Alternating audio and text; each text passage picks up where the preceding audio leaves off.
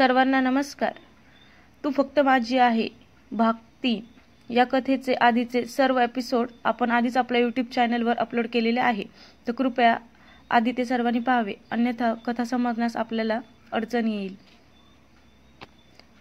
आता माधुरी, आरुषी आणि रुमी एका रेस्टॉरंटमध्ये जेवायला येतात. आरुषी जेवणाची ऑर्डर देते. मम्मी, पप्पा घरी आलेत. अरे हो, 6 वाजलेत ना? ते आले असतील. रुमी, फोन दे बरं इकडे, माधुरी म्हणते. तेवढ्यात आरुषीची नजर बाजूला जाते, तर तिथे तिच्या भावाचे म्हणजेच मानवचे बॉस आलेले असतात. तिने त्यांना हातानेच इशारा केला. Oh hi, oh my God, what a pleasant surprise sir. तुम्ही इकडे कसे? आरुषी त्यांना विचारते. माझी मीटिंग होती एका क्लायंटसोबत, सुरेशराव म्हणतात. ही माझी friend Madhuri. Hi, nice to meet you, Sureshrao माधुरीला म्हणतात. आणि हा मुलगा कोणाचा आहे आरुषी? हा रुमी आहे, माधुरीचा मुलगा. हा तर खूपच क्यूट आहे. हाय रुमी, तू तर खरंच खूप सुंदर आहेस, अगदी तुझ्या मम्मासारखाच. I can believe it Arushi, your friend is married. इतक्या सुंदर आणि देखण्या मुलींचं लवकर लग्न का होतं? सुरेशराव माधुरीकडे बघत आरुषीला म्हणतात. आय एम सॉरी, तुम्हाला वाईट तर नाही वाटलं ना? तो माधुरीला विचारतो. अहो सर, तिला का वाईट वाटेल? अशी कोणती मुलगी असेल तिला दुसऱ्याच्या तोंडून स्वतःच्या सौंदर्याचं कौतुक ऐकायला नाही आवडणार? आरुषी मध्येच बोलते. सर, मला सांगा, तुम्ही लग्नाला येताय ना? आरुषी त्यांना विचारते. का नाही येणार? मी नक्की येणार. मानव माझा फक्त कलिग नाहीये, तर तो माझा मित्र पण आहे, आणि मी सगळ्या फंक्शनला येणार आहे, सुरेशराव तिला म्हणतात. आणि एकटक नुसतं माधुरीकडे बघत असतात. त्यांचं सगळं लक्ष फक्त माधुरीकडेच असतं. ती होतीच तेवढी सुंदर, डोळ्यात भरेल असंच देखणं रूप होतं तिचं. साजेशी उंची, गोरा रंग, गुलाबी ओठ, कमळी बांधा, चाफेकळी नाक, टपोरे तपकिरी डोळे, अगदी नक्षत्रासारखी, चवळीच्या शेंगेसारखी सडपातळ. आय लेट यू गो म्हणत सुरेशराव तिथून निघून जातात. माधुरी, तुला माहिती आहे का सुरेशराव किती श्रीमंत आहे? तुला जरा पण आयडिया नसेल ना? नाही ग, ते आमच्यासाठी एक फॅमिली मेंबरच आहे बरं का. पण किती श्रीमंत असलं तरी आयुष्यात काही ना काहीतरी दुःख असतंच. काय दुःख आहे त्यांना, आणि ते कसलं? माधुरी आश्चर्याने विचारते. बायकोचा त्रास. अजून दुसरा कसला? खूप भांडणं होतात नवरा बायकोमध्ये, आणि बायको तर 8-9 वर्षापासून अमेरिकेला राहते तिच्या आईवडिलांजवळ. वर्षाचे 10 महिने तरी ती तिकडेच असते. सो सॅड यार. अगं, ती त्यांच्यावर संशय पण खूप घेते. आता इथे असती ना तर आपल्या दोघींनाही खूप बोलली असती. एवढी विचित्र आहे ती त्यांची बायको. पण काय प्रॉब्लेम आहे ग तिला एवढा त्यांचा? माधुरी विचारते. त्यांचा नवरा एवढा हँडसम आहे, श्रीमंत आहे, हुशार आहे, तिच्या संग लॉयल पण आहे ना? खरं सांग, लॉयल आहे ना ते? माधुरी विचारते. लॉयल कसे असणार ग ते तिच्या संग? आता तूच सांग, बायको जर वर्षातले 10 महिने माहेरीच असेल तर तो लॉयल राहून त्याचं काय लोणचं घालणार आहे? एकट्यानेच नाटं टिकवण्याचा काय ठेका थोडी घेतलाय त्यांनी, आरुषी म्हणते. 3 कंपन्यांचे मालक आहेत ते, पण त्या कंपन्यातही तिचे शेअर्स आहेत, त्यामुळे तर ते जास्त टेन्शनमध्ये असतात. खूप त्रास देते ती त्यांना. बरं, जाऊन देते त्यांचं. चल आपण आता घरी निघू, माधुरी म्हणते. माधुरी आणि रुमी आता घरी येतात. दिनेश त्यांची वाट बघून थकून बिचारा झोपलेला असतो. माधुरी दिनेशला उठवते. ती त्याला सॉरी म्हणते. आणि तुझा फोन का बंद होता ग? अरे, चार्जिंग संपली होती, आणि तू जेवण पण नव्हतं बनवलं. मी ऑमलेट करून खाल्लं. अरे हो, तसं पण तू ऑमलेट खूप छान करतो. कम ऑन यार. ऑमलेट खाऊन कोणाचं पोट भरतं का? अरे मग बाहेर जाऊन खायचं ना काहीतरी. आता मी खूप थकले, प्लीज बाहेर जाऊनच काहीतरी खा, माधुरी म्हणते. तुझं असं झालंय ना माधुरी, बेगानी शादी में अब्दुल्ला दिवाना. म्हणजे बघ ना, लग्न कोणाचं आणि शॉपिंग करून तू थकते, त्यांच्यासाठी पार मरमर चालली तुझी. अरे, आरुषी बेस्ट फ्रेंड आहे माझी, एकदम जीवलग मैत्रीण. मग जीवलग मित्र तर मी पण होतो ना कालपर्यंत, त्याचं काय झालं? हो, आहे ना अजून पण. तूच विसरलास की लग्नाआधी तू कशी स्वप्न दाखवली होतीस मला, आणि आता आणून ठेवलं या छोट्याशा घरात, म्हणत ती रागाने त्याच्यापासून दूर जायला लागते. तोच दिनेश तिचा हात पकडतो आणि म्हणतो. टेन्शन नको घेऊ जानू, तुझी सगळी स्वप्न लवकरच पूर्ण होतील. आपलेही दिवस लवकरच बदलतील. थांब थोडं. दिनेश, तुझ्या अशा बोलण्याने आपले दिवस नाही बदलणार. त्यासाठी तशी कामं पण करावी लागतात रे. दिवसांमागून दिवस चाललेत. तू अजून तिथेच आहेस, जिथून सुरुवात झाली तिथेच. काय झालं तुला? भांडण्याचा मूड आहे का तुझा? अजिबात नाही. मग अशी टोमणे का मारतेस मला? मी आज आरुषीकडून 80,000 उधार घेतलेत. का?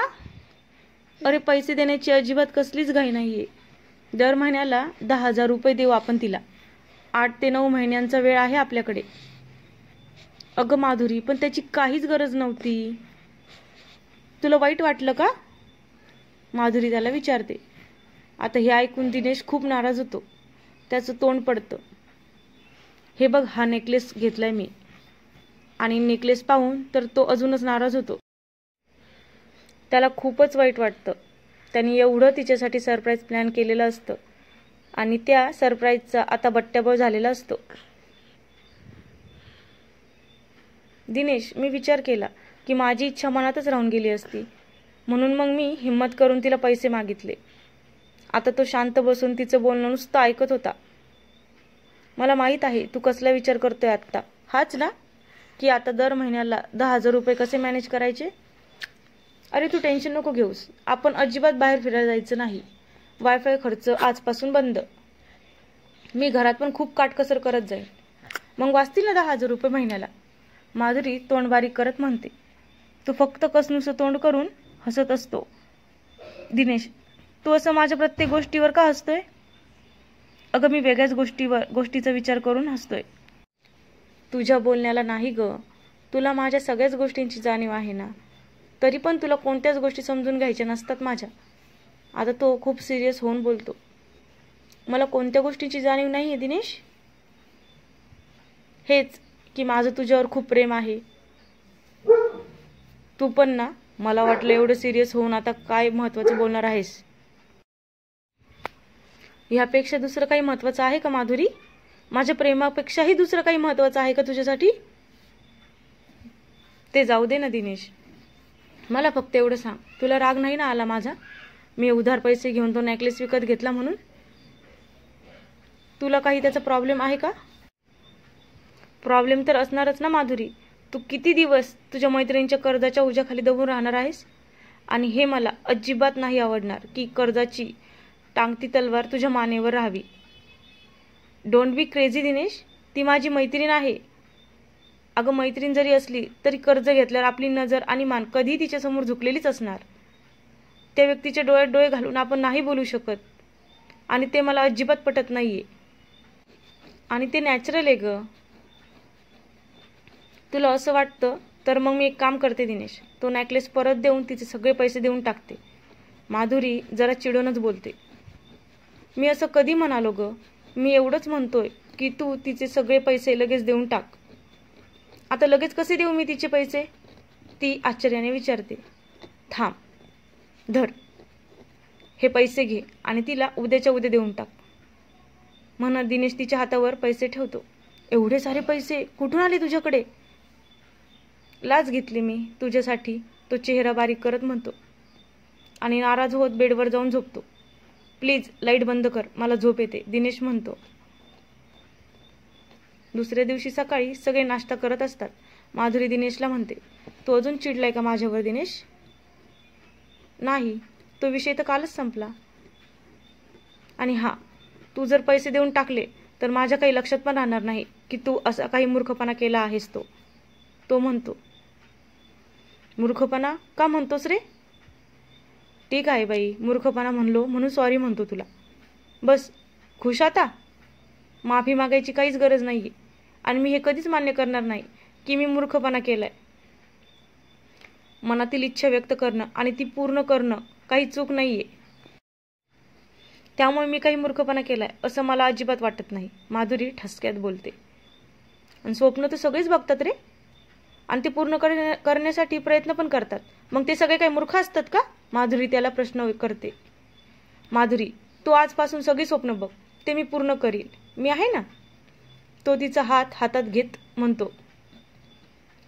आता तिचा राग जातो आणि तिच्या चेहऱ्यावर हसू येतं आणि हसून ती म्हणते, रात्री मेहंदी आणि संगीत आहे 7 वाजता. आपल्याला जायचं आहे ना? प्लीज तू लवकर ये हा. ठीक आहे, मी 5 वाजेपर्यंत येतो. दिनेश म्हणतो. ऑफिसला जाताना पैसे घेऊन जा आणि येताना तुला एक छान ड्रेस घेऊन ये, माधुरी त्याला म्हणते. माधुरी, ते सगळे पैसे फक्त तुझ्यासाठी आहेत. तुला काय विकत घ्यायचं ते घे. मी तुला खुश पाहूनच खुश होईल. मला बाकीच्या कशाची गरज नाही. आता हे ऐकून ती त्याला हसून आय लव्ह यू म्हणते आणि तोही हसून आय लव्ह यू टू म्हणतो.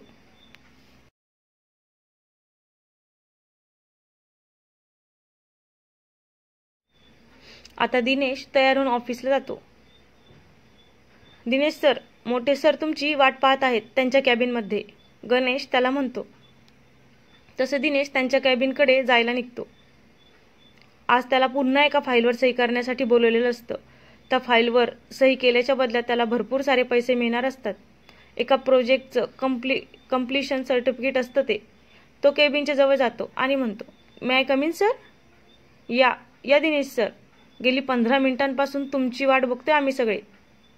सर, पण मला फक्त 5 मिनिटं लेट झालाय, दिनेश म्हणतो. अहो, तुमच्या लेट होण्याविषयी कोण बोलतोय? आम्ही तर फाईलवर सहीसाठी वाट बघतोय तुमची. बर, ह्यांना भेटा. हे यादव सर आणि जोशी सर आहेत. सर, ह्यांची नावं कुठेतरी ऐकल्यासारखं वाटतंय मला. हो, तुम्ही नाव पण ऐकलीत आणि वाचलीत सुद्धा. त्यांचीच फाईल होती तुमच्या डेस्कवर काल. हो सर, विसरलोच होतो मी. थांबा सर 2 मिनिटं, मी ह्यांची फाईल घेऊन येतो. दिनेश सर थांबा, फाईल इथेच आहे, हे बघा ही फाईल. सर, पण ही फाईल तर माझ्या लॉकरमध्ये लॉक होती ना? काढून घेतली आम्ही ती. ही फाईल घ्या आणि जिथे जिथे लाल पेननी खुणा केल्यात ना तिथे तुम्ही सह्या करा. मोठे सर त्याला म्हणतात. सर, मला 10 मिनिटं द्या फक्त. आता ते कशाला? सर, फाईल स्टडी करण्यासाठी. आता फाईल बिल स्टडी करण्याचे सगळे चोचले संपले. नीट डोळे उघडून ती फाईल बघा आणि त्यावर सह्या करून यादव सरांकडून 1 लाख रुपये घ्या. आणि हा, काल जे 2 लाख रुपये तुम्हाला दिलते ना, ते पण ह्याच कामाचे होते, समजलं का? सर मोठ्या आवाजात बोलतात. ओके सर, दिनेश म्हणतो आणि फाईल उघडतो. दिनेश सर, अजून एक, वहिनीच्या नावाने एक अकाउंट उघडा आणि हे सगळे पैसे त्यात टाका, नाहीतर घरी जाऊन लगेच काहीतरी विकत घेऊन खर्चून टाका. का सर, कसला खतरा आहे का आपल्याला?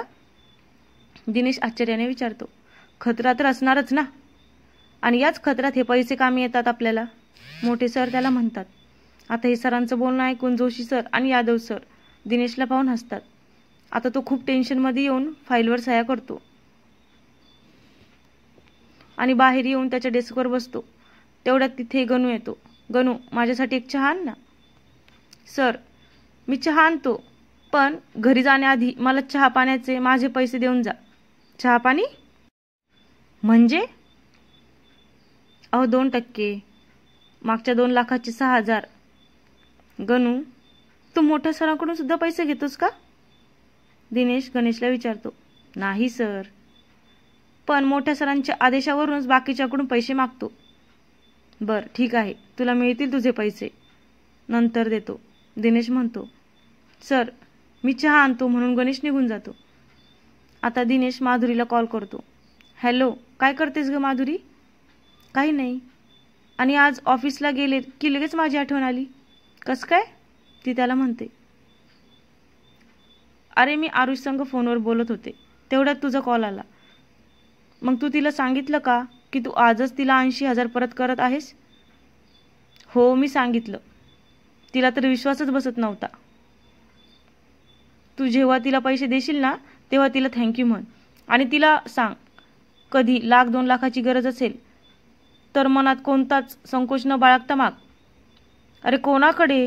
माधुरी आश्चर्याने विचारते. तुझ्याकडे, आणखी कोणाकडे? तू असंच म्हणतोस की माझा मजाक करतोय? असंच का म्हणेल मी तुला माधुरी, काहीतरी कारण असेल ना त्याला. आणि ऐक, आपल्या घराजवळची बँक आहे ना? हो, तिथे जाऊन तुझं अकाउंट खोलून घे आजच. ते कशासाठी? तू ठीक तर आहेस ना दिनेश? ती आश्चर्यचकित होऊन त्याला विचारते. अगं बाई, मी बिलकुल ठीक आहे. मी जे सांगतोय ते कर फक्त. आणि अजून एक, आय लव्ह यू. आणि तिला अजून म्हणते, मी टू.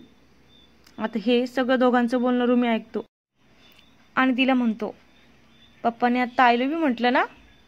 आणि हे ऐकून ती तर दंगच राहते. रुमी, तू खूप बदमाश झालाय हात सध्या, म्हणत ती त्याला गुदगुल्या करते. आता दिनेश माधुरी आरुषीच्या भावाच्या मेहंदी आणि संगीताला जातात. तिथे सुरेशराव पण आलेले असतात. मानव आणि आरुषी सुरेशरावांचं स्वागत करतात. तेवढ्यात समोरूनच दिनेश, माधुरी आणि रुमी त्यांना येताना दिसतात. आणि ते पाहून सुरेशराव त्या दोघांना म्हणतात, आरुषी बघ, तुझी ती ब्युटिफुल मैत्रीण आली आहे. तशी आरुषी तिच्याकडे जाते. हाय हाय आरुषी, माधुरी तिला म्हणते. सुरेशराव माधुरीला म्हणतात, हे तुमचे मिस्टर आहेत का? हो, हे माझे मिस्टर आहेत.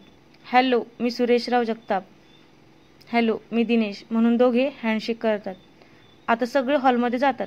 तिथे सगळे डान्स करत असतात. आरुषी सुरेशरावांसोबत बोलत असते आणि सुरेशराव नुसतं अधूनमधून मादक नजरेने माधुरीकडे पाहत असतात.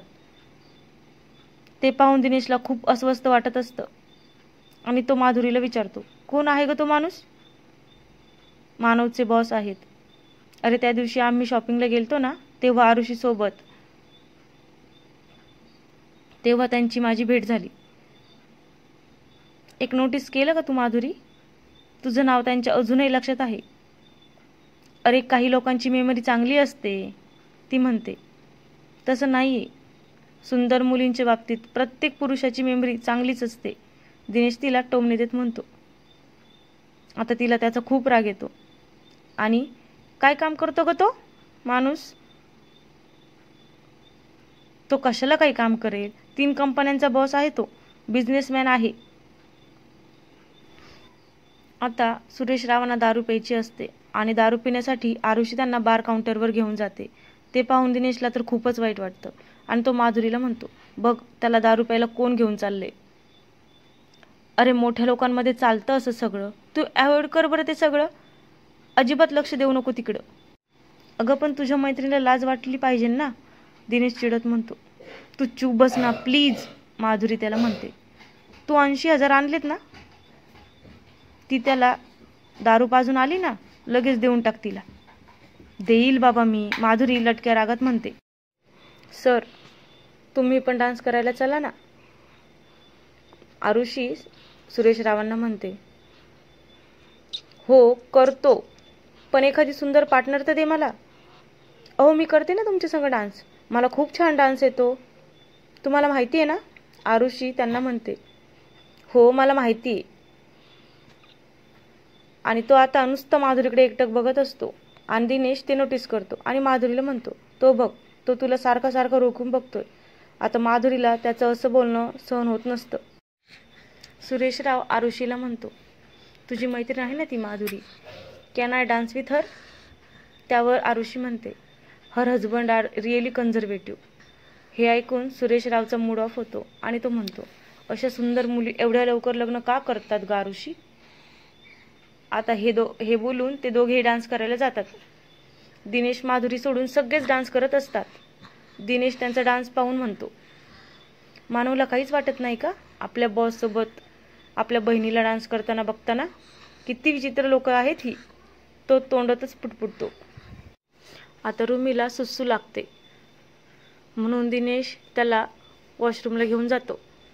आता माधुरीला असं एकटीला बसलेलं पाहून सुरेशराव तिच्या जवळ जातो आणि तिला म्हणतो, hello, can I dance with you? I know your husband don't like it, but I want to. आता हे ऐकून माधुरी म्हणते, I am sorry, I can't. अहो, ट्रस्ट मी, तुमच्या बाबतीत माझी नियत वाईट नाही आहे मॅडम. अहो, तसं नाही आहे सर, ते माझे मिस्टरांना नाही आवडणार. Sorry, that's fine, it's okay म्हणत सुरेशराव तिथून निघतात. तेवढ्यात माधुरी त्यांना आवाज देते आणि म्हणते, प्लीज सर, तुम्ही नाराज होऊ नका.